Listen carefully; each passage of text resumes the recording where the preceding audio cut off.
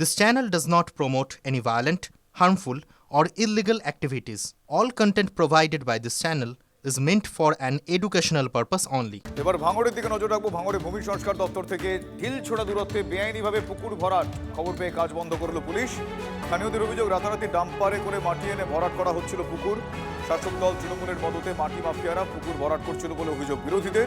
খবর পেয়ে কস্ট কে কস্ট দিয়েই বিট করো with Great Eastern trading companies cost to cost offer. Cost to cost মানে সমস্ত টপ ব্র্যান্ডের TV, fridge, AC, washing machine একদম কস্ট প্রাইসে, সাথে 0% ডাউন পেমেন্ট, 2 EMIs অফ আর 36 মান্থস EMI। সিরিয়াসলি? হ্যাঁ, সঙ্গে 26,000 টাকা অবধি ক্যাশব্যাকও। রিপাবলিক ডে শপিং এর পারফেক্ট টাইম এটাই বস।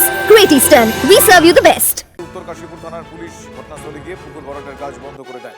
আমার সহকর্মী সত্যজিৎ এই মুহূর্তে আমার সঙ্গে রয়েছেন সরাসরি। সত্যজিৎ, ঠিক কি হয়েছিল, অভিযোগ কি এবং পুলিশ কতটা সামাল দিতে পেরেছে?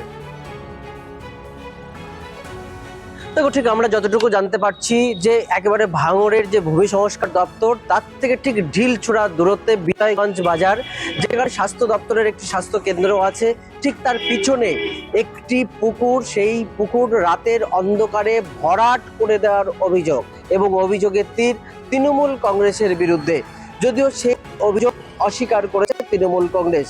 এই ঘটনার খবর পাওয়ার পরেই উত্তর কাশীপুর থানার পুলিশ আধিকারিকরা বিজয়গঞ্জ বাজারে উপস্থিত হয়ে যে সকল ডাম্পারগুলি দিয়ে এই ভরাটের কাজ চলছিল, কার্যত পুলিশ উপস্থিত হতেই সেই ডাম্পারগুলি সেখান থেকে পালিয়ে যায় এবং আপাতত কাজ বন্ধ রেখেছে। কিন্তু প্রশ্ন হলো, কাদের ছত্রছায়ায় থেকে এই সকল মাটি মাফিয়ারা তারা একটি পুকুর ভরাট করছে, সেই নিয়ে কিন্তু প্রশ্ন উঠছে।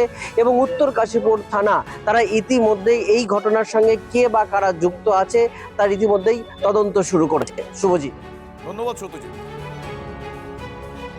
মানুষের সরকারের চুরির রাজ শুরু হয়ে গেছে।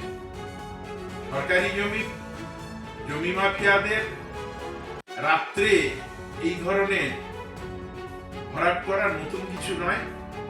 এই চুরির সরকার কয়লা, বালি, পাথর, রেশনের চাল, জব কার্ডের টাকা, ঘরের টাকা, পায়খানার টাকা, বেকারের চাকরি, আর সর্বোপরি হসপিটাল লাশ পর্যন্ত চুরি হচ্ছে। তো সরকারি জমি চুরি হবে, এটাই স্বাভাবিক। এর হাত থেকে মুক্তি পেতে এই সরকারকে বিদায় দিতে হবে, সেটা মাত্র সময়ের অপেক্ষা। এই যে লুটের সাম্রাজ্য তারা কায়েম করতে চাইছে, এখানে সরাসরি নেতাদের মদত আছে, সরাসরি বা প্রচ্ছন্ন। না থাকলে এই কাজ তারা করতে পারে না। কি ধরনের সাহস যে সরকারি স্বাস্থ্য কেন্দ্রের পুকুর ভরাট করে সেখানে প্রমোটিং, ভাবা যায়? যেই বা যারা এই কাজটা করছে, আমাদের দলের তরফ থেকে কোনো ইনভলভ থাকবে না। পরিষ্কার কথা, সে যেই হতে পারে, দলের কর্মী হতে পারে, নেতা হতে পারে। আমরা কোনোদিন ইনলিগাল কাজের সাথে সাপোর্ট করব না।